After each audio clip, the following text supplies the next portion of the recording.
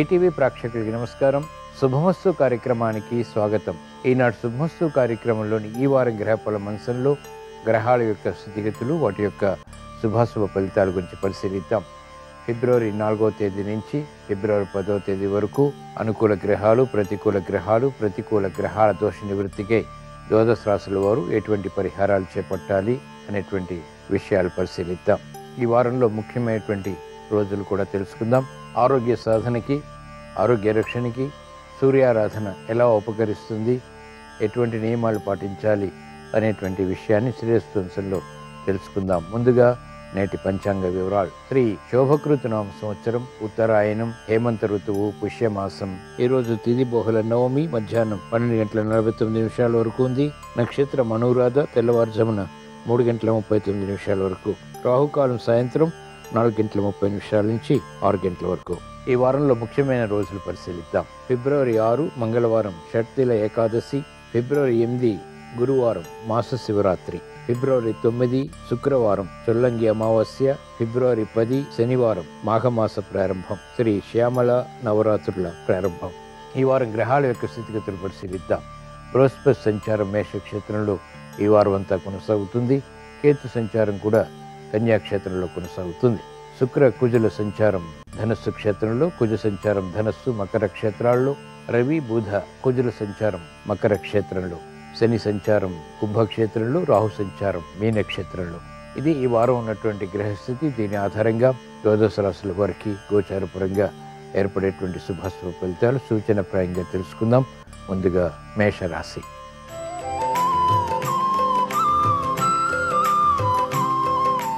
ఈ వారం మేషరాశి వారి ఫలితాన్ని పరిశీలించినట్లయితే శని యొక్క సంచారం ఈ వారం అంతా కూడా మీకు అత్యంత అనుకూలం. కేతు సంచారం కూడా అత్యంత అనుకూలతని కలిగిస్తోంది. రవి సంచారం కూడా ఉద్యోగ వ్యవహారాల్లో ఉన్నతిని కలిగిస్తుంది. శ్రేయస్కరమైనటువంటి నిర్ణయాలు తీసుకోగలుగుతారు. రాహు సంచారం ప్రతికూలంగా ఉంది.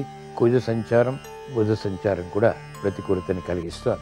వ్యాపార విషయాల్లో చిరు సమస్యలు ఏర్పడినప్పటికీ అంతిమ నిర్ణయాల ద్వారా విజయాలు సాధించగలుగుతారు. విద్యార్థులకి శ్రేయస్కరమైనటువంటి శుభ సంఘటనలు విద్యాపరంగా చేకూరుతాయి. మహిళలకు ఆరోగ్య రక్షణ చేకూరుతుంది. మానసిక క్లేశాలు అధిగమించగలుగుతారు. బృహస్పతి సంచారం ప్రతికూలంగా ఉంది కాబట్టి ఆర్థిక విషయాల్లో, కుటుంబ వ్యవహారాల్లో చిరు సమస్యలు వచ్చినప్పటికీ సర్దుమణుగుతాయి. శ్రేయస్కరమైనటువంటి నిర్ణయాలు వైద్య వృత్తి వారు తీసుకోగలుగుతారు. లాభదాయకమైనటువంటి కార్యకలాపాలు సినీ రంగం వారికి కలిసి వస్తాయి. గతంలో చేయలేనటువంటి కార్యకలాపాలు ఇప్పుడు చేపట్టి విజయాలు పొందగలుగుతారు. అభివృద్ధి వ్యవసాయ రంగం వారికి కొనసాగుతుంది. ఆర్థిక పరిస్థితి మెరుగవుతుంది. యోచించగా ఈ వారం మేషరాశి వారికి అనుకూల ఫలితాలు ఎక్కువగా ఉన్నాయి. ప్రతికూల ఫలితాలు కూడా ఉన్నాయి. ప్రతికూల ఫలితాలు దూరం చేసుకోవటానికి ఈ వారంలో వచ్చేటువంటి మాస శివరాత్రి రోజున ఈశ్వరాభిషేకం ఉపకరిస్తుంది. ఈశ్వర దర్శనం వంటి ప్రక్రియలు కూడా లాభిస్తాయి. రుద్రాభిషేకం మేలును కలిగిస్తుంది. ప్రతిబంధకాల్ని దూరం చేస్తుంది.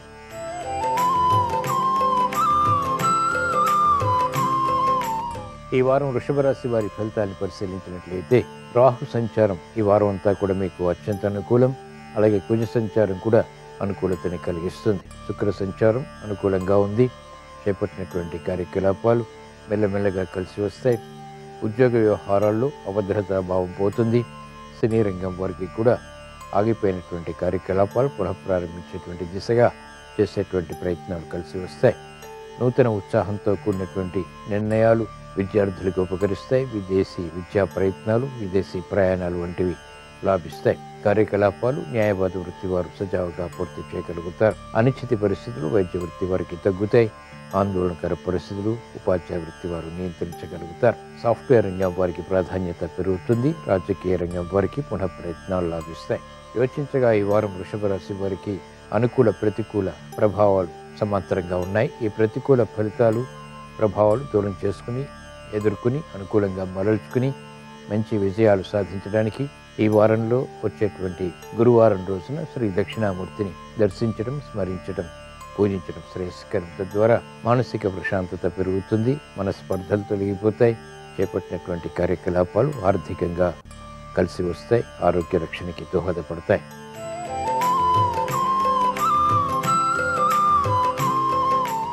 ఈ వారం మిథున రాశి వారి ఫలితాన్ని పరిశీలించినట్లయితే కుజ సంచారం ప్రతికూలతని కలిగిస్తుంది. రవి సంచారం కూడా అత్యంత ప్రతికూలతని కలిగిస్తుంది. శని సంచారం సామాన్యం, రాహు సంచారం అనుకూలతని కలిగిస్తుంది. బృహస్పతి సంచారం కూడా అత్యంత అనుకూలం. లాభదాయకమైనటువంటి కార్యకలాపాలు ఈ వారం చేపట్టగలుగుతారు. విఘ్నాలు జాప్యాలు ఏర్పడినప్పటికీ వాటిని ఎదుర్కొని విజయాలు సాధించగలుగుతారు. ప్రయాణాల విషయంలో జాగ్రత్తలు పాటించాలి. ఆకస్మిక చిక్కులు సమస్యలు వ్యాపారపరంగా ఎదుర్కోవాల్సి వస్తుంది. నూతన కార్యకలాపాలు విద్యార్థులకు ఉపకరిస్తాయి. ఆకస్మిక విజయాలు విద్యాపరంగా బలాన్ని కలిగిస్తాయి. మహిళలు ఆరోగ్య విషయంలో జాగ్రత్తలు పాటించాలి. అంతిమ విజయాల ద్వారా అనుకున్నవి సాధించగలుగుతారు.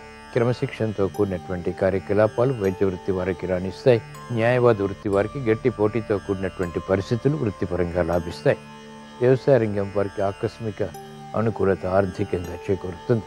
ప్రతిబంధకాలు ఒక్కొక్కటిగా పరిష్కరించుకోగలుగుతారు. సాఫ్ట్వేర్ రంగం వారికి అనిశ్చిత పరిస్థితులు ఆకస్మికం అయినప్పటికీ ఎదుర్కొని అంతిమంగా విజయాలు సాధించగలుగుతారు. యోచించగా ఈ వారం మిథున రాశి వారికి అనుకూల ప్రతికూల ఫలితాలు సమాంతరంగా ఉన్నాయి.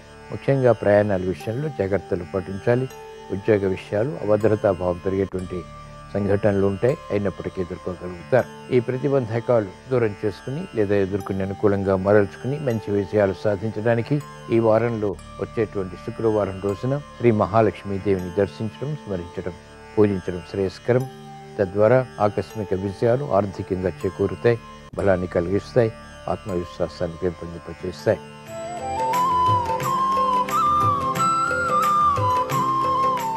ఈ వారం కర్కాటక రాశి వారి ఫలితాన్ని పరిశీలించినట్లయితే కేతు సంచారం ఈ వారం అంతా కూడా అనుకూలంగా ఉంది. ధైర్యంతో కార్యకలాపాలు ఆకస్మికంగా ప్రారంభించగలుగుతారు. శని యొక్క సంచారం అత్యంత ప్రతికూలం, శ్రమను కలిగిస్తుంది. చేపట్టినటువంటి కార్యకలాపాలు విఘ్నాలకి నోచుకుంటాయి. గట్టి పట్టుదల అన్ని రంగాల వారికి అన్ని విషయాల్లో తప్పనిసరి. వేగవంతమైనటువంటి నిర్ణయాల ద్వారా ఆకస్మిక చిక్కులు సమస్యలు ఎదురవుతాయి. రాజకీయ రంగం వారికి ప్రతికూలత ఉంటుంది. ముందు నుయ్యి వెనక గొయ్యి వంటి పరిస్థితులు వృత్తిపరంగా కొనసాగుతాయి. ప్రత్యర్థులు బలపడతారు. ఇతరులు చేసినటువంటి పొరపాట్లు వెలుగులోకి రావటమే కాకుండా ఆందోళన కలిగిస్తాయి. సాఫ్ట్వేర్ రంగం వారికి అనిశ్చిత పరిస్థితులు ఉంటాయి. చేపట్టినటువంటి కార్యకలాపాలు మహిళలకు మెల్లమెల్లగా కలిసి వస్తాయి. ఆకస్మిక చిక్కులు సమస్యలు ఆరోగ్యపరంగా కూడా కొనసాగుతాయి, కాబట్టి జాగ్రత్త వహించాలి. విద్యార్థులకి సంకట పరిస్థితులు ఉంటాయి. వైద్య వృత్తి వారికి గట్టి ప్రయత్నాల ద్వారా మాత్రమే ఆశించినటువంటి ప్రయోజనాలు దక్కుతాయి. న్యాయవాద వృత్తి వారికి ఆదాయం తగ్గుతుంది, వ్యయం పెరుగుతుంది, అనిశ్చితి కొనసాగుతుంది. యోచించగా ఈ వారం కర్కాటక రాశి వారికి ప్రతికూల ఫలితాలు ఎక్కువగా ఉన్నాయి, అనుకూల ఫలితాలు కూడా ఉన్నాయి. ఈ ప్రతికూల ఫలితాలు దూరం చేసుకుని లేదా ఎదుర్కొని అనుకూలంగా మరల్చుకుని మంచి విజయాలు సాధించడానికి ఈ వారంలో వచ్చేటువంటి శనివారం రోజున ఈశ్వరుని దర్శించడం, స్మరించడం, పూజించడం శ్రేయస్కరం. ఈశ్వర స్మరణ, ఈశ్వరాభిషేక వంటి ప్రక్రియలు ఉపకరిస్తాయి. అనుచిత పరిస్థితులు దూరమవుతాయి. శ్రమను ఎదుర్కోగలుగుతారు. గందరగోళ పరిస్థితులు నియంత్రించగలుగుతారు. ప్రశాంతతని సాధించగలుగుతారు.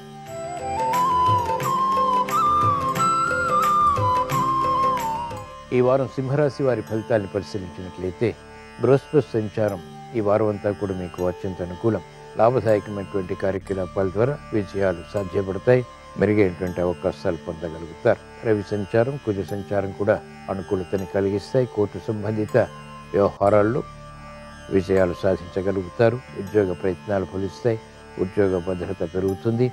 కార్యకలాపాలు నిర్విఘ్నంగా కొనసాగించి విజయాలు పొందగలుగుతారు. మహిళలకు అత్యంత ప్రాధాన్యత పెరుగుతుంది. సౌభాగ్య సిద్ధి, విలువైనటువంటి వస్తువుల ద్వారా ఆనందకర పరిస్థితులు, ఆత్మవిశ్వాసాన్ని పెంపొందింప చేసుకునేటువంటి పరిస్థితులు తారసపడతాయి. వీరుల అభివృద్ధి ఆనందానికి దారితీస్తుంది. వైద్య వృత్తి వారికి అత్యంత అనుకూలం. నూతన పరిశోధనలు ఫలిస్తాయి. మెరుగైనటువంటి అవకాశాలు న్యాయవాద వృత్తి వారు పొందగలుగుతారు.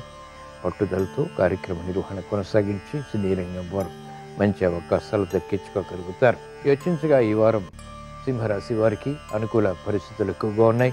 ప్రతికూల పరిస్థితులు చాలా తక్కువగా ఉన్నాయి. ఈ ప్రతికూల పరిస్థితుల్ని దూరం చేసుకుని మంచి విజయాలు సాధించడానికి ఈ వారంలో వచ్చేటువంటి మంగళవారం రోజున శ్రీ సుబ్రహ్మణ్య స్వామిని దర్శించడం, స్మరించడం, పూజించడం శ్రేయస్కరం. తద్వారా విపత్కర పరిస్థితులు అవలీలగా ఎదుర్కొని విజయాలు సాధించగలుగుతారు.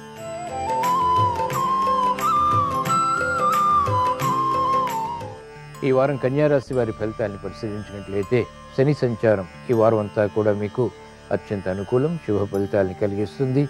బృహస్పతి సంచారం అష్టమ స్థితిలో అవమానకర సంఘటన ద్వారా విజయాల్ని కలిగిస్తుంది.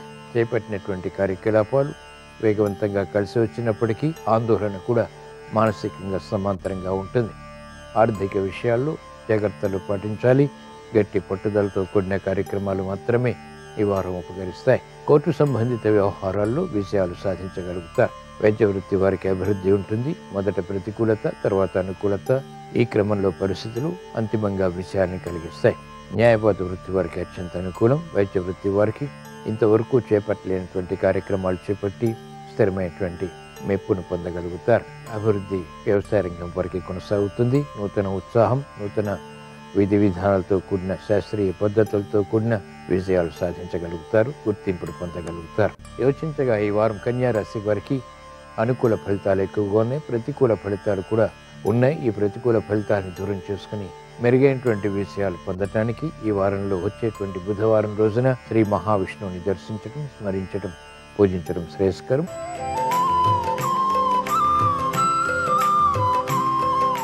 ఈ వారం తులారాశి వారి ఫలితాన్ని పరిశీలించినట్లయితే బృహస్పతి సంచారం ఈ వారం అంతా కూడా అత్యంత అనుకూలం. రాహు సంచారం, కేతు సంచారం కూడా అనుకూలతని సూచిస్తోంది. కుజ సంచారం, రవి సంచారం ప్రతికూలంగా ఉన్నాయి. కాబట్టి ఆకస్మిక చిరాకులు, ఆర్థిక పరంగా ఏర్పడేటువంటి సంఘటనలు ఉంటాయి. ఉద్యోగపరంగా కూడా శ్రమకి గురయ్యేటువంటి సంఘటనలు ఉంటాయి.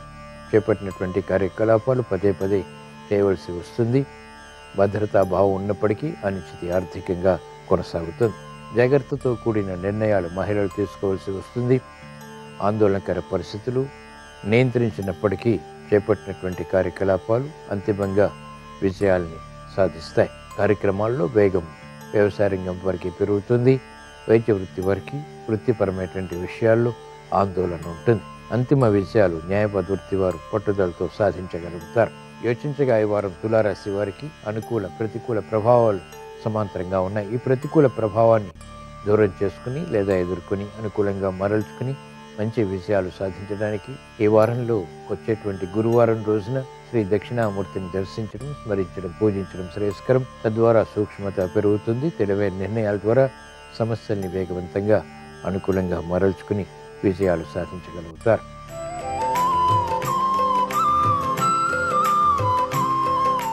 ఈ వారం వృశ్చిక రాశి వారి ఫలితాన్ని పరిశీలించినట్లయితే బృహస్పతి సంచారం అత్యంత ప్రతికూలం. రాహు సంచారం, రవి సంచారం, కుజ సంచారం కూడా తర్వాత అనుకూలతని కలిగిస్తుంది. కాబట్టి ధైర్యంతో కార్యకలాపాలు చేపట్టగలుగుతారు. మానసిక ధైర్యం పెరుగుతుంది. గతంలో వేధిస్తున్నటువంటి సమస్యలు పరిష్కరింపబడతాయి. నిర్ణయాలు కఠినమైనప్పటికీ కూడా సునాయాసంగా తీసుకోగలుగుతారు. అభివృద్ధి మహిళలకు పెరుగుతుంది. సాహసోపేతమైనటువంటి నిర్ణయాల ద్వారా కూడా విజయాలు సాధించగలుగుతారు. వృత్తి, వ్యాపార, ఉద్యోగ సంబంధిత కార్యకలాపాల్లో ప్రోత్సాహం లభిస్తుంది. గతంలో కన్నా మెరుగైనటువంటి పరిస్థితులు వైద్య వృత్తి వారికి లాభిస్తాయి. ఆశాజనకమైనటువంటి వాతావరణం న్యాయవాద వృత్తి వారికి కొనసాగుతుంది. మెరుగైనటువంటి అవకాశాలు సాఫ్ట్వేర్ రంగం వారు పొందగలుగుతారు. వ్యవసాయ రంగం వారికి గుర్తింపు లభిస్తుంది. కార్యకలాపాల్లో ప్రాధాన్యత పెరుగుతుంది. యోచించగా ఈ వారం వృశ్చిక రాశి వారికి అనుకూల ఫలితాలు ప్రారంభమవుతాయి. ప్రతికూల ఫలితాలు తక్కువగా ఉన్నాయి. అయినప్పటికీ ప్రతికూల ఫలితాలు ఎదుర్కొని మనస్పర్ధలు దూరం చేసుకుని సమస్యలు పరిష్కరించుకుని విజయాలు సాధించడానికి ఈ వారంలో వచ్చేటువంటి మంగళవారం రోజున శ్రీ ఆంజనేయ స్వామిని దర్శించడం, స్మరించడం, పూజించడం శ్రేయస్కరం. తద్వారా ధైర్యంతో కూడినటువంటి కార్యకలాపాల ద్వారా విజయాలు సాధించగలుగుతారు. ప్రశాంతత పొందగలుగుతారు.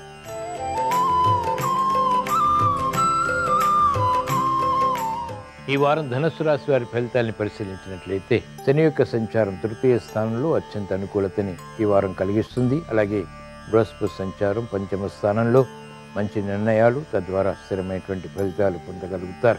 అభివృద్ధి కొనసాగుతుంది. రవి యొక్క సంచారం, కుజ సంచారం అధిక వ్యయాన్ని కలిగిస్తుంది. సంభాషణ ద్వారా వ్యతిరేకతను కలిగిస్తుంది. అయినప్పటికీ నియంత్రించుకుని విజయాలు పొందగలుగుతారు. పిల్లల విషయంలో శ్రద్ధ పెరుగుతుంది. మంచి అవకాశాలు సద్వినియోగపరచుకోగలుగుతారు. అనుచిత పరిస్థితుల్ని అనుకూలంగా మరల్చుకునేటువంటి శక్తి సామర్థ్యాలు పొందగలుగుతారు. మహిళలకు అత్యంత అనుకూల కాలం. వివేకవంతమైనటువంటి నిర్ణయాల ద్వారా వేధిస్తున్నటువంటి సమస్యలకు పరిష్కారాలు పొందగలుగుతారు. ఆరోగ్య రక్షణ, ఆర్థిక రక్షణ బలాన్ని కలిగిస్తాయి. పెట్టుబడుల విషయంలో ఆందోళన వ్యాపార రంగం వారికి తగ్గుతుంది. నూతన విధి విధానాల ద్వారా వ్యాపార విస్తరణలో అనుకూలతని ఆర్థికంగా కలిగిస్తాయి. యోచించగా ఈ వారం ధనుస్సు రాశి వారికి అనుకూల ఫలితాలు ఎక్కువగా ఉన్నాయి, ప్రతికూల ఫలితాలు తక్కువగా ఉన్నాయి. ఈ ప్రతికూల ఫలితాలని కూడా ఎదుర్కొని అనుకూలంగా మరల్చుకుని ఇంకా మంచి విషయాలు సాధించడానికి శ్రీ వెంకటేశ్వర స్వామిని దర్శించడం, స్మరించడం, పూజించడం శ్రేయస్కరం. ముఖ్యంగా శనివారం రోజున ఈ ప్రక్రియ బాగా ఉపకరిస్తుంది. ప్రాధాన్యతతో కూడినటువంటి విషయాలు సాధ్యపడతాయి.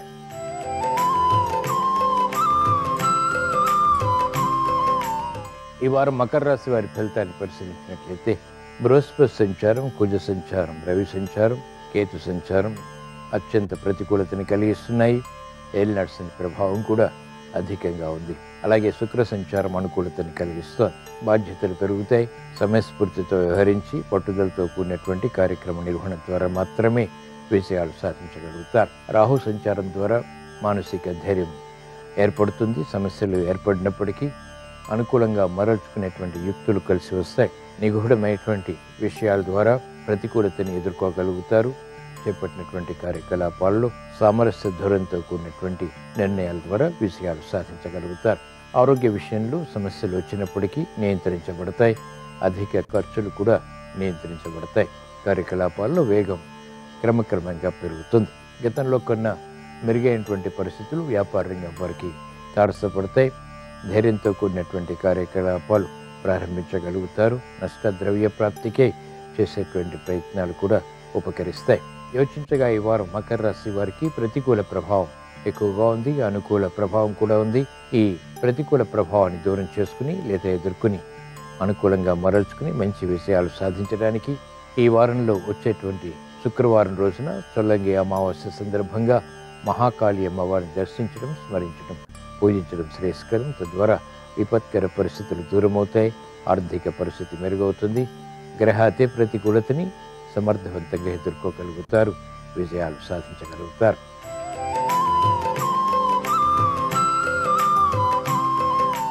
ఈ వారం కుంభరాశి వారి ఫలితాన్ని పరిశీలించినట్లయితే బృహస్పతి సంచారం ప్రతికూలంగా ఉంది. రాహుకేతువుల సంచారం కూడా అత్యంత ప్రతికూలతని కలిగిస్తోంది. రవి సంచారం, కుజ సంచారం ద్వారా కూడా అనుకూలతని పొందలేకపోతారు. శుక్ర సంచారం అనుకూలం.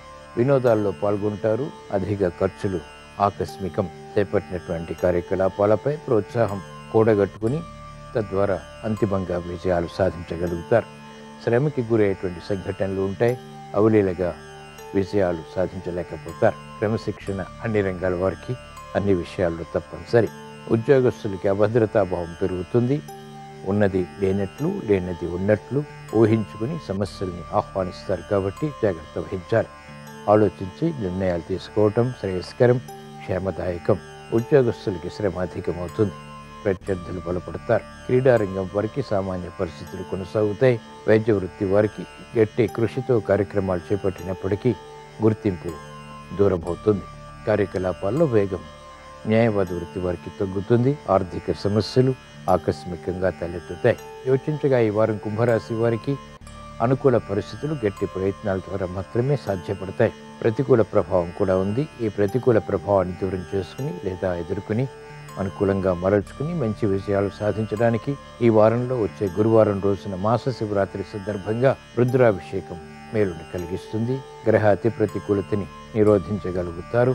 రుణ ఒత్తిళ్లు దూరమవుతాయి. ప్రశాంతత పెరుగుతుంది. ఆర్థిక విషయాలు కూడా సాధించగలుగుతారు.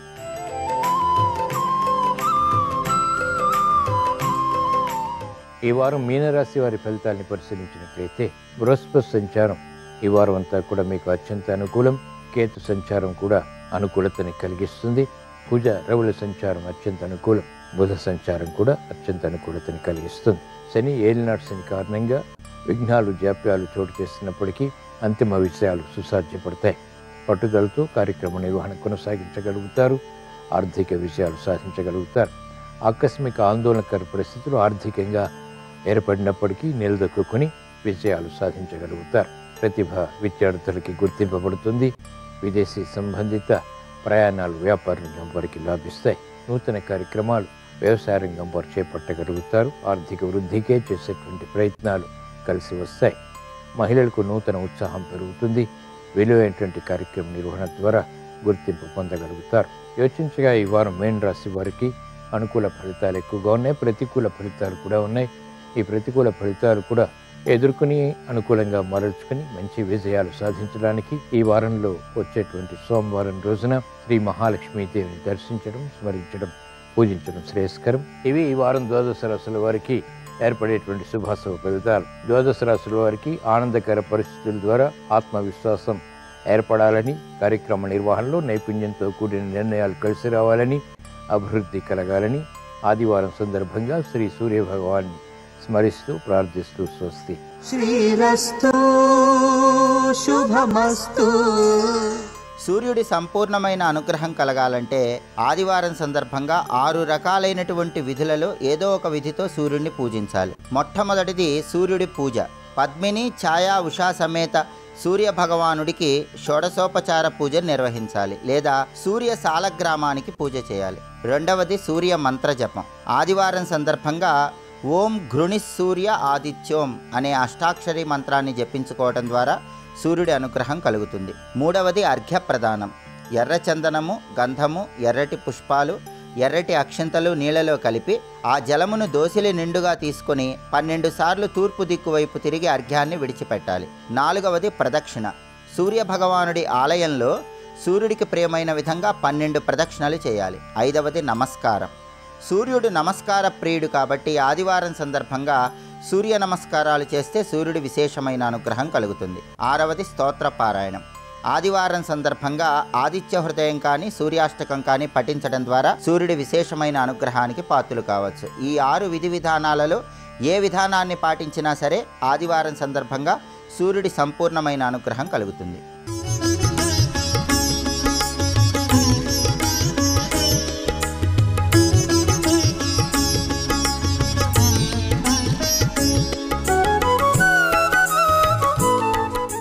శుభమస్తు కార్యక్రమంలో గృహబలం అంశానికి స్వాగతం.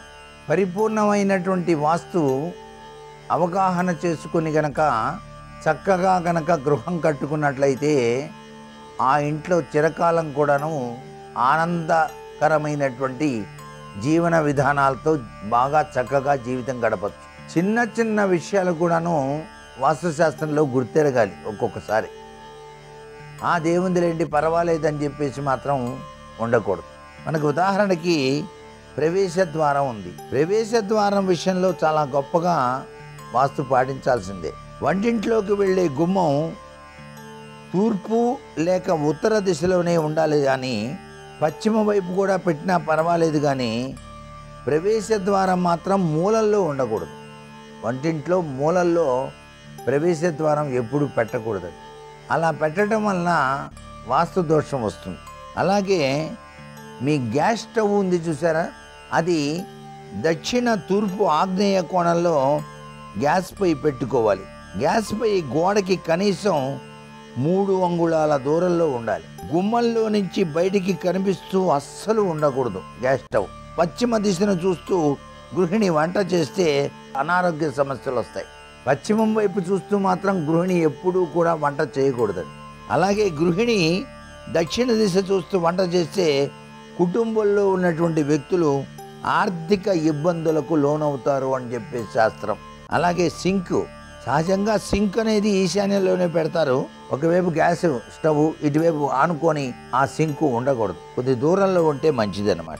ఈ విధంగా వాస్తు సూత్రాలు పాటించినట్లయితే సర్వే సర్వత్రా ఆ ఇంట్లో సుఖప్రదమైనటువంటి జీవన విధానాన్ని కొనసాగించడానికి ఆస్కారం ఉంటుంది. ఇకపోతే మీరు స్థలాన్ని కొన్న తర్వాత అందులో భవనం నిర్మాణం చెయ్యాలని చెప్పేసి బాగా ఆలోచన సంకల్పం చేసినప్పుడు అందుకు మీ దగ్గరున్న డబ్బు సరిపోదు అని చెప్పేసి సందేహం గనక వచ్చినట్లయితే నిర్మాణానికి కావలసిన ధనప్రాప్తి కోసం మీరు ఒక చిన్న విధి విధానాన్ని పాటించుకోవచ్చు. మీ స్థలంలో ఒక దానిమ్మ మొక్కను పెంచండి, దాన్ని చక్కగా పెంచి పోషించండి. ఇలా చేస్తుంటే మీకు ఆ స్థలంలో ఎటువంటి భవన నిర్మాణం కావాలో ఆ నిర్మాణం పూర్తి అవ్వడానికి కావలసినంత ధనం కూడా వచ్చి తీరుతుంది ఏదో విధంగా. అంటే మీరు కృషి చేస్తారన్నమాట. ఆ కృషికి తగ్గ సత్ఫలితం ఎక్కువగా లభ్యపడుతుంది. దానిమ్మ చెట్టుకి ఇంత గొప్ప విశేషం ఉందండి. అందుకనే ప్రతి ఇంట్లో కూడాను తప్పనిసరిగా దానిమ్మ చెట్టు వేసుకోవడం కూడా మంచిదే వాస్తుశాస్త్రరీత్యా. అలాగే ఏ వృత్తిలో ఉన్నటువంటి వారైనా సరే, ఉద్యోగం చేస్తున్నటువంటి వారైనా సరే, దుకాణదారుడైనా సరే, పరిశ్రమ నడిపేటువంటి యజమాని అయినా సరే, తాను చేస్తున్న పనిలో నిమిత్తం లేకుండా ప్రతి వ్యక్తి తన అభ్యున్నతిని, సుఖశాంతులను, ఐశ్వర్యాభివృద్ధిని ఇవన్నీ కూడా సులువుగా పొందడానికి ఆచరించి చూడవలసినటువంటి విధి విధానాల్లో మీ పూజ గదిలో పెట్టుకున్నటువంటి ఇష్టదేవతకు ప్రతినిత్యం కూడాను ఒక తాజా పూల మాలికను వేయండి. మీ యొక్క కీర్తి ప్రతిష్టలు బాగా ఇనుమడింపజేసుకోవడానికి, మీరు చేసేటువంటి ఉద్యోగంలో అభివృద్ధి చెందటానికి, మీరు అనుకున్న కోరికలు నెరవేరటానికి పూలమాలిక చక్కగా తయారు చేసుకొని రోజు మీ ఇష్టదైవానికి వేసి నమస్కారం చేయండి చాలు. ఇంతకన్నా గొప్ప విశేషం మరొకటి లేదండి. అశోక వృక్ష ఆకులు, మామిడాకులు, గన్నేరు ఆకులు దారంతో తోరణంగా కట్టి ఆ తోరణాన్ని ఇంటి ముఖద్వారానికి కూడా తరచూ కడుతూ ఉండండి. ఇలా గనక చేసినట్లయితే శాంతి కూడాను మీకు వచ్చి తీరుతుంది అంటోంది శాస్త్రం. అలాగే మన భారతీయ సనాతన సంస్కృతిలో ఉప్పుకి చాలా గొప్ప విలువ ఇచ్చారండి. ఉప్పు వలన అనేక రకాలైనటువంటి విధి విధానాలు వాస్తుశాస్త్రంలో చోటు చేసుకున్నాయి. అంతేకాదు కొన్ని పద్ధతుల్లో ఉప్పుకి అత్యధిక ప్రాధాన్యత ఇచ్చారు. నిద్ర పట్టకుండా బాధపడేటువంటి వ్యక్తికి ఉప్పు కలిపినటువంటి గ్లాస్ నీటిలో ఆ పాత్ర తీసుకెళ్ళి నిద్రించేటువంటి పక్కన కనుక పెట్టినట్లయితే అతనికి హాయిగా నిద్రపడుతుందండి. అట్లాగే పిల్లలు గొడవ ఎక్కువ చేస్తున్నారు, మాట వింటలేదు, ఇష్టం వచ్చినట్టు ప్రవర్తిస్తున్నారు, అదేమంటే నా ఇష్టం అంటున్నారు, వాళ్ళ మనసు కూడా కొద్దిగా విపత్కరంగా ఉంది. అటువంటి పరిస్థితుల్లో వాళ్ళు నిద్రపోకుండా అల్లరి చేస్తున్నప్పుడు చిన్నపిల్లలు రాగి చెంబులో నీళ్లు పోసి దాంట్లో కొద్దిగా ఉప్పేసి వాళ్ళు పడుకున్నటువంటి పక్క దగ్గర కనుక పెట్టినట్లయితే వాళ్ళల్లో ఉండేటువంటి ఆ భావన తత్వం అత్యధికంగా ఉన్నది తగ్గిపోతుందండి.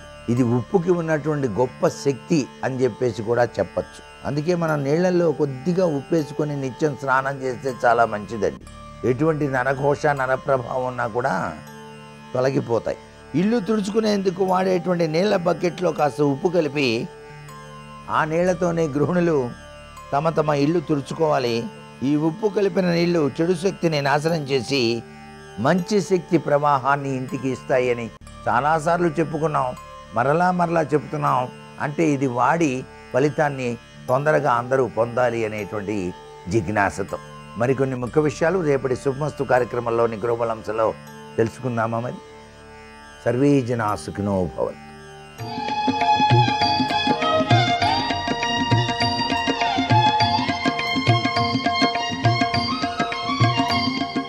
శుభోదయం. శుభమస్తు కార్యక్రమంలో శుభప్రదం అనే అంశానికి స్వాగతం. మనీ ప్లాంట్ ఇంటిలో పెంచుకుంటే మనీ వస్తుందా? ప్రశ్న సులభంగా ఉంది, కానీ వివేచన చేస్తే ఒక్క మనీ ప్లాంట్ వల్ల మాత్రమే కాదు, తీగ రూపంలో ఉండే ఏ మొక్క పెంచినా ఇంటికి లాభదాయకమే అంటుంది పరిహార విజ్ఞాన శాస్త్రం. తీగ రూపంలో ఉండే మొక్కలు అనేకం. వాటిల్లో తమలపాకుల తీగ, అలాగే మనీ ప్లాంట్ అన్న పేరిట ఈనాడు మనకు విరివిగా లభించేటటువంటి క్రోటన్ తీగ, ఈ రెండింటినీ మనం గమనిస్తున్నాం. మనీ ప్లాంట్ అన్న ఆ పదం వినగానే అందులో మనీ అన్న శబ్దం ఉండడంతో తప్పక మనకు మనీ లభిస్తుంది అనే విశ్వాసం కూడా మనలో కలుగుతుంది, ఎప్పటికీ ఉంటుంది కూడా. ఇలాంటి ఈ మనీ ప్లాంట్ని డబ్బు మనకు లభిస్తుంది అనేటటువంటి ఆలోచనతో ఉన్నవారు ఇంటికి ఏ వైపున పెంచాలి? ఆగ్నేయం వైపున పెంచితే లాభదాయకం, క్షేమదాయకం అంటుంది పర్యావరణ విజ్ఞాన శాస్త్రం. మనీ ప్లాంట్కి ఒక లక్షణం ఉంది. ఆ మనీ ప్లాంట్ వాతావరణంలో ఉన్న చెమ్మ, తేమ, తడి, ఆర్ద్రత అందిపుచ్చుకొని మూలంగా భూమికి సంబంధించి ఏదో ఒక చోట రేఖాప్రాయంగా కాసింత ఒక మొక్క ఆరంభం ఉంటే చాలును, అలా తీగ పాగిపోతూ కిలోమీటర్ల దూరం కూడా వ్యాపించేంత శక్తి కలిగి ఉన్నది ఈ మనీ ప్లాంట్. వాతావరణంలో ఉండే తడి, చెమ్మ ఆర్ద్రత స్వీకరించి మనీ ప్లాంట్ ఎదిగే క్రమంలో ఎక్కడికక్కడ ఆకుల చాటున కొత్తగా వేర్లని సృష్టించుకొని ఆ వేర్ల ద్వారా నీరు పోసినా పొయ్యకపోయినా ఆర్ద్రత వాతావరణంలో ఉండేదాన్ని స్వీకరించి అలా ఎదిగే లక్షణం ఉన్నది ఒకటి. రెండవది, మనీ ప్లాంట్కి సమీపంలో ఏ మొక్క ఉంటుందో ఇతరంగా ఉండే వేరే కుటుంబ సంబంధాలుగా ఉండేటటువంటి మొక్కలు ఉంటాయో వాటికి సంబంధించిన లక్షణాలను కూడా అందిపుచ్చుకొని రూపాంతరం చెందుతూ అతి పెద్దవిగా అతి చిన్నవిగా ఆ కొమ్మలన్నీ కూడా మారిపోతూ రంగురంగులలో కూడా మనకు ఈ మనీ ప్లాంట్ మొక్కలు నేడు లభిస్తున్నాయి. ఇది రెండవ లక్షణం. డబ్బు కూడా ఈ రెండు లక్షణాలే ఉంటాయి. ఎవరి వద్ద ఉంటే వారిదే ఆ డబ్బు. ద్రవయతీతి ద్రవ్యం అని ఆ ద్రవ్యం అనే శబ్దానికి నిర్వచనం. విదేశాలలో ప్రత్యేకంగా కొన్ని దేశాలలో వారు సైతం వాస్తు శాస్త్రాన్ని పాటిస్తూ ఉంటారు. ఫెంగ్ షూయ్ అనే పేరిట గల ఒకానొక దేశపు వాస్తు శాస్త్రంలో ఇలా ఇంటికి సంబంధించి ప్రధానంగా ఉండే 5 లక్షణాలలో ప్రధానమైన లక్షణం పచ్చదనం, ఆకుపచ్చదనం అని చెప్పి ఆ 5 లక్షణాలలో ఫైర్ మొదటిది. ఆ ఫైర్ కాంట్రాస్ట్ వ్యతిరేకంగా గృహంలో ఎక్కడైతే అగ్ని ఉంటుందో ఆ అగ్నికి వ్యతిరేకంగా గృహానికి అవతల వైపులా ఆకుపచ్చదనాన్ని, హరితంగా ఉండే పర్యావరణాన్ని పెంచుకోవాలి అని ఆ శాస్త్రం బోధించడంతో మన గృహాలలో ఆగ్నేయ దిగ్భాగంలో వంటగది ఉంటుంది కనుక వంటగదికి వెలుపల కాంపౌండ్ వాళ్ళ సమీపంలో పచ్చదనం పర్యావరణం కనిపించే విధంగా మనీ ప్లాంట్ పెంచాలి. అలాగే తమలపాకుల తీగ కూడా పెంచాలి అంటుంది శాస్త్రం. అనేకులు నేటి కాలంలో తమలపాకుల తీగ పెంచితే దోషమేమో అనే సందేహాలను కూడా వ్యక్తపరుస్తూ ఉన్నారు. అలాంటిది ఏమీ లేవు అంటూ నిర్ద్వంద్వంగా మనకు ధర్మసింధువు ఇత్యాదిగా గల అనేక ధర్మశాస్త్ర గ్రంథాలు తమలపాకుల తీగలను ఇంటిలో పెంచుకోవడంలో ఏ విధమైన దోషాలు లేవు అంటూ నిగ్గు తేల్చాయి. శాస్త్రాలకు మనం గమనించి పరిశీలించి తెలిసే అంశం ఏమిటి, తెలిపే అంశం ఏమిటి ఈ శాస్త్రాల ద్వారా అంటే ఇంటిలో మొక్కలకు చిదిమితే పాలు రాకూడదు, అలాంటి మొక్కలు ఇంటిలో పెంచుకొనకూడదు. గన్నేరు మొక్క ఇంటిలో పెంచుకొనకూడదు. మొక్కలకు ముళ్ళు ఉండరాదు, ముళ్ళు వచ్చే మొక్కలని ఇంటిలో పెంచుకొనకూడదు. గులాబీలకు కూడా ముళ్ళు ఉంటాయి కాబట్టి ఇంటిలో పెంచుకోకూడదు అంటుంది శాస్త్రం. నిమ్మ మొక్కకి, నిమ్మ చెట్టుకి సైతం ముళ్ళుంటాయి కాబట్టి ఇంటిలో పెంచుకొనకూడదు అంటుంది శాస్త్రం. ఇలాంటి సందర్భాలలో తమలపాకుల తీగ సైతం క్షేమదాయకం, లాభదాయకం. ఎవరికైనా బొట్టు పెట్టి తాంబూలం ఇచ్చి గౌరవ మర్యాదలను మనం పెంచుకోవాలి, అనుబంధాన్ని దృఢతరం చేసుకోవాలి అంటే 2 తమలపాకులు 1 వక్క అలా చేతిలో పెడితే చాలు, వారికి తాంబూలం ఇచ్చినంత ఆనందం. పూర్వం సీతాదేవిని దర్శనం చేసుకున్న అనంతరం ఆంజనేయ స్వామి వారు తిరిగి జాంబవంతాదులను కలిసిన సమయంలో నేను సీతను చూచాను అంటూ తన సంతోషాన్ని ఆ ఆంజనేయ స్వామి వారు ప్రకటించగా జాంబవంతుడు అక్కడే ఉన్న ఆ మధువనంలో ఉన్నటువంటి ఒకానొక తీగ తమలపాకుల తీగను సేకరించి హారం వలె సిద్ధం చేసి ఆ మాలికను ఆంజనేయ స్వామి వారి గళసీమలో అలంకరించడంతో అందరూ హర్షాతిరేకములు వ్యక్తపరిచారు. ఈ నేపథ్యాన్ని పురస్కరించుకొని ఆంజనేయ స్వామి వారికి నేటికి కూడా మనం తమలపాకుల మాలికలను అర్పిస్తూ ఉంటాం, తమలపాకులతో ఆకుపూజ నిర్వహిస్తూ ఉంటాం. ఇలాంటి తరుణంలో ఇంటిలో ఆగ్నేయ దిగ్భాగంలో కానీ, తూర్పు వైపున కానీ, ఈశాన్యం వైపున కానీ అపార్ట్మెంట్ సంస్కృతి అయిన ఎడల తమలపాకుల తీగ కానీ, మనీ ప్లాంట్ కానీ సులభంగా పూల కుండీలలో కూడా పెరుగుతాయి. పచ్చదనం, పర్యావరణం, పరిశుభ్రత అనేటటువంటి నేపథ్యంలో వాతావరణంలో ఉన్నటువంటి అసహజమైనటువంటి స్వరూపాలను, గుణాలను, కీడు కలిగించేటటువంటి క్రిమికీటకాదులను ఆకర్షించేటటువంటి శక్తి ఈ 2 మొక్కలకు ఉంది. కనుక మనీ ప్లాంట్ కానీ, తమలపాకుల తీగ కానీ ఇంటిలో పెంచుకున్న ఎడల అలాంటి ఆ ఇంటిలో ఉన్నటువంటి వారికి సమస్త శుభాలు కలుగుతాయి, జీవితం శుభప్రదంగా ముందుకు కొనసాగుతుంది అని వివరిస్తుంది పర్యావరణ పరిహార విజ్ఞాన శాస్త్రం. మనీ ప్లాంట్ అన్న ఆ మాట వినడంతో తమలపాకుల తీగకు ప్రత్యామ్నాయం కాకపోవచ్చు కానీ ఆహ్లాదకరంగా ఉంటుంది కనుక పలువురు ఈనాటి కాలంలో క్రోటన్స్ పెంచే నేపథ్యంగా మనీ ప్లాంట్ని కూడా విరివిగా పెంచే ప్రయత్నం చేస్తున్నారు. ఇంటిలోన కూడా పెరిగేటటువంటి శక్తి మనీ ప్లాంట్కి మాత్రమే ఉంది. ప్రతి గదిలో కూడా కాసింత ప్రాణంతో ఉన్నటువంటి మొక్కల పెంపకం లాభదాయకం. ఇండోర్ ప్లాంట్ అన్న పేరు గల ఈ మనీ ప్లాంట్ని అతిథి గృహంలో కానీ, భోజనశాలలో మేజాబల్ల పైన మధ్యలో కానీ, వంటగది లోపల కానీ, అలాగే ఎక్కడైనా ఏ విధంగానైనా ఇండోర్ ప్లాంట్ అన్న పేరు కూడా ఉన్న కారణం చేత మనీ ప్లాంట్ గృహం లోపలి గదులలో కూడా ఆగ్నేయ దిగ్భాగంలో పెంచి పోషించే ప్రయత్నాలు చేసినట్లయితే ఆ ఇంట్లో ఉన్నటువంటి వారికి మానసిక శాంతి చేకూరుతుంది. పూజా గృహంలో సైతం ఆగ్నేయ దిగ్భాగంలో దీపారాధన చేస్తాం. ఆ దీపారాధనకు వెనకాతల వైపున కాసింత దక్షిణం వైపు ఆగ్నేయపు మధ్య ఉండే విధంగా ఒక మనీ ప్లాంట్ ఏర్పాటు చేసినట్లయితే ఆ దీపం కారణంగా వచ్చేటటువంటి వేడిమిని స్వీకరించిన ఈ మనీ ప్లాంట్ ఎదుగుతుంది. ఏ ఇంటిలో పూజాగృహంలో సైతం మనీ ప్లాంట్ ఏర్పాటు చేసుకుంటారో అలాంటి వారికి తప్పక ఐశ్వర్య వృద్ధి కలుగుతుంది అని కూడా పరిహార విజ్ఞాన శాస్త్రం శుభప్రదంగా తెలియజేస్తుంది. తెలుసుకున్నాం కనుక పాటిద్దాం. మళ్ళీ రేపు కలుసుకుందాం. శుభమస్తు.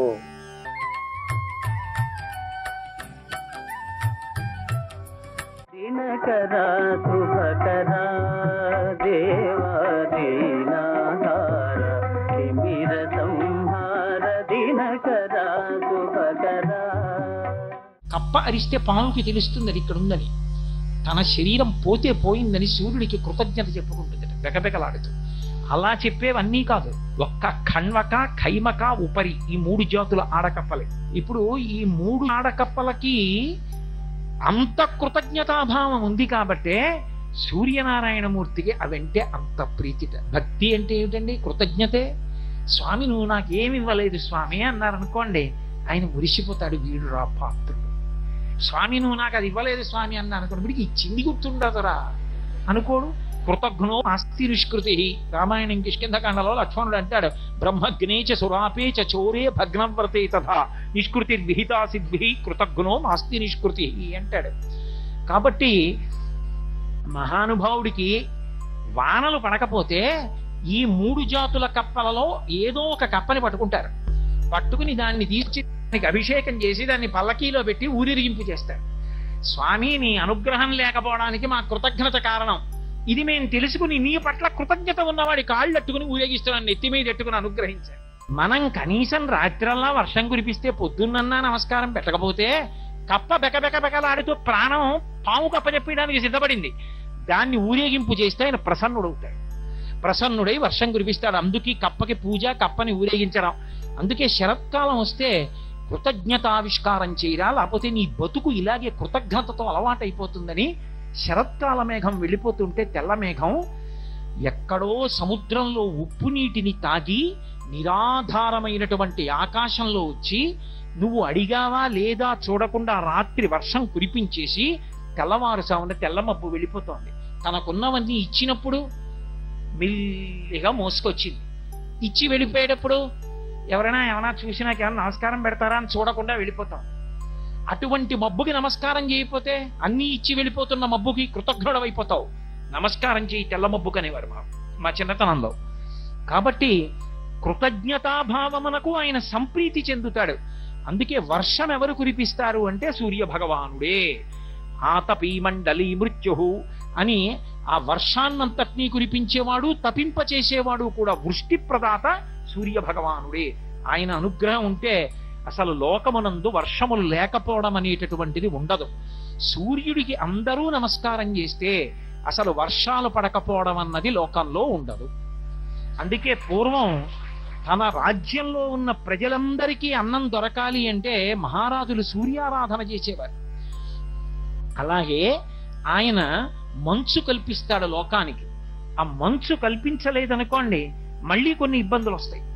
అలా జరగకూడదని తుషార పంక్తులను కల్పిస్తాడు, విశేషమైన మంచు. ఆ మంచు కల్పించేటప్పుడు మళ్ళీ 4 వ్యూహములతో 4 విభాగములతో 300 కిరణములను సమాంతరంగా ఇలా సమానంగా వెళ్ళేటట్టుగా ప్రసరించి 4 విభాగములను సృజిస్తాడు. అవే వశ్యము, మేష్యము, హరాదినము, 4వది ఆక్రందనము అని ఈ 4 రకములైనటువంటి వ్యూహములను విభాగములను సృజించి ఈ 4 చేత మంచు పంక్తులను మంచు విపరీతంగా తెరలను సృష్టి చేసి లోకమునందు ఋతువు మారేటట్టుగా చేస్తాడు. అలాగే దేవతలను పితృదేవతలను మనుష్యులను ప్రత్యేకంగా ఎముకలు పెరగడానికి కావలసినటువంటి శక్తి కిరణములలో ఉండి విశేషముగా ప్రసారమయ్యేటట్టు ఆరోగ్యము ప్రదానమయ్యేటట్టు చేయడానికి గ్రీష్మ ఋతువుని కల్పించి గ్రీష్మ ఋతువులో చంద్రాస్తము శుక్రాస్తము అని 2 విభాగములను సృజిస్తాడు. సృజించి 300 కిరణములు భూమి మీదకు వదులుతాడు. అందుకే మీరు చూడండి, గ్రీష్మ ఋతువు వచ్చిందనుకోండి, గ్రీష్మ ఋతువులో ఎవ్వరివి శరీరాలు పడిపోవు తొందరగా. గ్రీష్మంలో నిలదొక్కుంటారు, ఆరోగ్యంగా ఉంటారు, ఏం ప్రమాదాలు రావు. మళ్ళీ ఆయన లయకారకుడు అవుతాడు సూర్యుడే.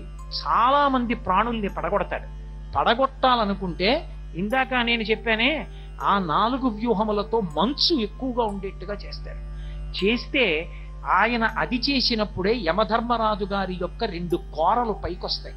ఒకటి ద్వావృతు యమదంస్ట్రాఖ్య అంటారు దేవీ భాగవతంలో. శరత్కాలమునందు వసంత ఋతువు, ఈ 2 ఋతువులలో 2 కోరలు బయట పెడతాడు. 2 కోరలు బయటికి వస్తే విశేషమైనటువంటి జననష్టం అయిపోతుంది. అందుకే యథార్థానికి గ్రీష్మ ఋతువులో చనిపోయే వాళ్ళకన్నా శరత్కాలమునందు వసంత ఋతువునందు చనిపోయే వాళ్ళు ఎక్కువ మంది ఉంటారు. అందుకే శరత్కాల ప్రారంభంలో శారదానవరాత్రులు చేసి అమ్మవారిని ఆరాధన చేస్తారు. అలాగే వసంత ఋతువు ప్రారంభమునందు మళ్ళీ వసంత నవరాత్రులు చేసి రామచంద్రమూర్తి యొక్క పాదాలు శారద పాదాలు పట్టుకుని అమ్మవారి అనుగ్రహంతో అంటువ్యాధులు ప్రబలిపోకుండా లోకాన్నంతటినీ రక్షించుకుంటారు. ఈ 2 కాలముల యందు సూర్యనారాయణమూర్తి యొక్క కిరణములు 304 విభాగములుగా వచ్చిన కారణం చేత జనులందరూ పడిపోతూ ఉంటారు. ఈ కారణం చేతనే ఉత్తరాయణంలో ఎంత నీరు లాక్కుంటాడో దాన్ని తాను ముట్టుకోడు. ఆ నీటిని మేఘమండలంలోకి పంపించేస్తాడు. మళ్ళీ దక్షిణాయనం మొదలవగానే కురిసేయమని ఇచ్చేస్తాడు. పుచ్చుకున్నప్పుడు అసలు నాకన్న భావనే లేదు, ఇలా పుచ్చుకుంటాడు, ఇలా ఇచ్చేస్తాడు తప్ప పుచ్చుకున్నప్పుడు నాకని పుచ్చుకోడు, ఇచ్చేసేటప్పుడు నాది పోయిందన్న బాధ లేదు. అంత నిమిత్తంగా ఉంటాడు. అందుకే దత్తాత్రేయుల వారి 24 మంది గురువులలో సూర్యనారాయణమూర్తి ఒకటయ్యాడు. 24 మంది గురువులు ఆయనకి పృథివీ, ఆపస్, తేజో, వాయు, ఆకాశములు. అలాగే సూర్యుడు, చంద్రుడు, సముద్రము, చాప, ఇషుకృత్ అంటే బాణములు తయారు చేసేవాడు. అలాగే సాలెపురుగు, పాము, ఏనుగు, కన్య, బాలుడు 15. అలాగే పావురముతో పాటు పతంగము, మక్షికము, భ్రమరము, భ్రమరకీటకము 20. హరిణము, అజగరము అంటే కొండ చిలవ, పింగళ 23, కృకరం అనేటటువంటి పక్షి 24. 24 మంది గురువులు దత్తాత్రేయుల వారికి. 24 మంది గురువులలో ఒక గురువు సూర్య భగవానుడు. సూర్య భగవానుడిని గురువుగా ఎందుకు చేసుకున్నారంటే సూర్యుడు ఉత్తరాయణంలో నీటిని లాగినప్పుడు నాకు అని చుక్క పుట్టుకోడు, మేఘమండలంలోకి పంపుతాడు. దక్షిణాయనం వచ్చేటప్పటికి పుచ్చుకున్న నీళ్లన్నీ మళ్ళీ వర్షించేస్తాడు, మళ్ళీ లోకోపకారం చేస్తాడు. పుచ్చుకోవడం ఉపకారమే, ఇచ్చేయడం ఉపకారం. రెండిటి యందు నిస్పృహుడు. తనేమి నాకని పుచ్చుకునేది నీటి బిందువు లేదు. అంతటి మహితాత్ముడు కనుక నేను సూర్యుడిని చూసి నేర్చుకున్నాను. పుచ్చుకుంటే ఎలా పుచ్చుకోవాలో, ఇచ్చేస్తే ఎలా ఇచ్చేయాలో అని దత్తాత్రేయుల వారు తన 24 మంది గురువులలో సూర్యనారాయణమూర్తిని తీసుకున్నారు. మనం సాధారణంగా ఆయనకి 1000 కిరణములైన గ్రహములన్నిటినీ కూడా ప్రకాశింపచేస్తాడు తాను ప్రధానంగా నిలబడి. ఆ గ్రహములన్నిటినీ కూడా ప్రకాశింపచేయడానికి, లోకాన్నంతటినీ కాపాడడానికి మళ్ళీ ఆయన కిరణ వ్యూహాన్నంతటినీ కలిపి 7గా చెప్తారు. 7 అంకె మీద నడుస్తుంది సప్తాశ్వర ధమారూఢం అని. ఆ 7 కిరణములకే సుషుమ్నము, హరికేశము, విశ్వకర్మ, విశ్వవ్యచ, సంపద్వసు, అర్వాగ్వము, అలాగే స్వరాడ్వసు అని 7 కిరణములు. ఈ 7 కిరణములలో 7వ కిరణమైనటువంటి స్వరాడ్వసు లేదా స్వరాట్ అంటారు దాన్ని. దాని చేత శనీశ్వర గ్రహం ప్రకాశిస్తుంది.